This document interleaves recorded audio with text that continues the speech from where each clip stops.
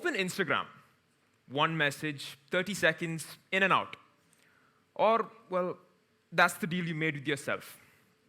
But on the way to your inbox, your thumb slips. Just a little. And now you're on the Explore page. Suddenly, you're watching a reel of a guy in Japan making a giant omelet. Then a life hack for folding t-shirts you know you'll never use. 45 minutes later, you're somehow on a completely different app watching a silent video of a guy restoring a 50-year-old pocket knife using nothing but vinegar and a toothbrush. You don't own a pocket knife. You don't even like vinegar, but you're sitting there captivated, watching as the rust disappears. You've completely forgotten who you were supposed to message, your thumb is sore, and your brain feels like it's been through a blender.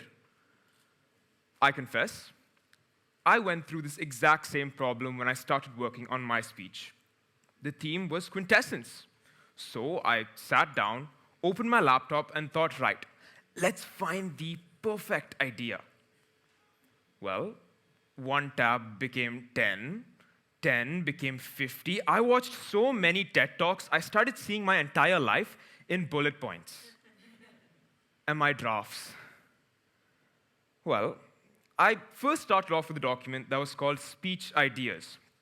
2 words, short and sweet. Nice, right? Well, I found some more ideas, so I made a new document. Speech Ideas Real. Well, I didn't really like that a few minutes later, so I made another one.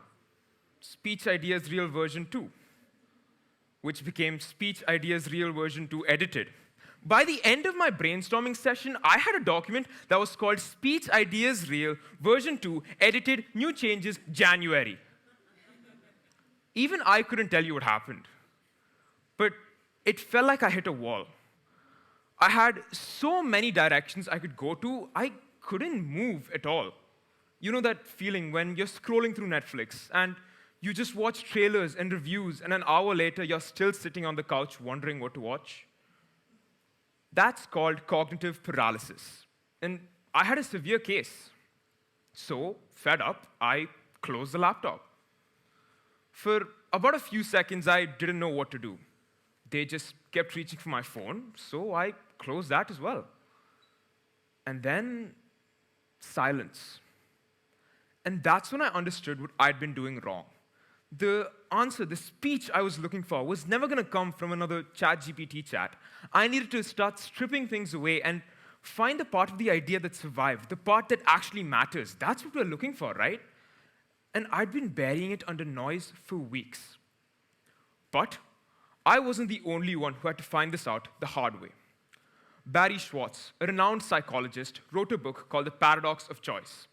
In that book, he ran a study. He gave one group of people 6 flavors of jam, and another group 24. Well, the group with 6 jams chose faster, bought more, and overall felt better about what they picked. The group with 24, most of them just walked away. We often think that more choice means more freedom. But Schwartz argues it means more paralysis. And if that's true for something like jam, what's happening when you make another major decision in your life? Yet, knowing all of this, we keep adding. We keep opening tabs, saving reels, downloading recipes, telling ourselves that more preparation means more readiness. But there becomes a point where that preparation stops being preparation, but procrastination with better branding. At some point, we have to close the research and trust what we actually know. Which brings me to the only tool you need to take away from this entire talk. I call it the rule of 1. Every project, every decision, every single day, ask yourself one question. If I could keep one part of this thing, what would it be? Think about the last time you had to say sorry to someone. Really sorry. You probably rehearsed a whole speech. You thought up of every situation that could happen. But when the moment came, it wasn't the speech that came out. It wasn't the preparation that helped. It was a few words, a sentence, maybe just one single tear, and the rest stayed in your brain. The rule of one doesn't ask you to think less. It wants you to be honest about what really matters. Quintessence is a big word, but all it means is what's necessary when everything else is gone. Now, I'm not going to ask you to delete your apps. I'm not going to ask you to throw your phone away, go to a mountain, start meditating, find Zen. I want you to do one single thing tonight. Close one tab, literally or figuratively. That one worry that's been weighing you down, that one option you know you're never going to choose, that one thing that's just static. Close it. Because here's what I found in the silence. The answer I was looking for was never going to be in the next search result. It was already there. I just couldn't hear it over the noise.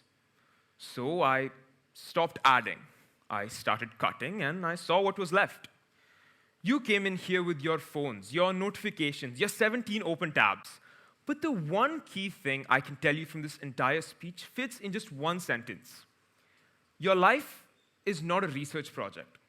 Stop preparing and start living. It doesn't matter if it's one day at a time, one action at a time, or one thought at a time. Thank you.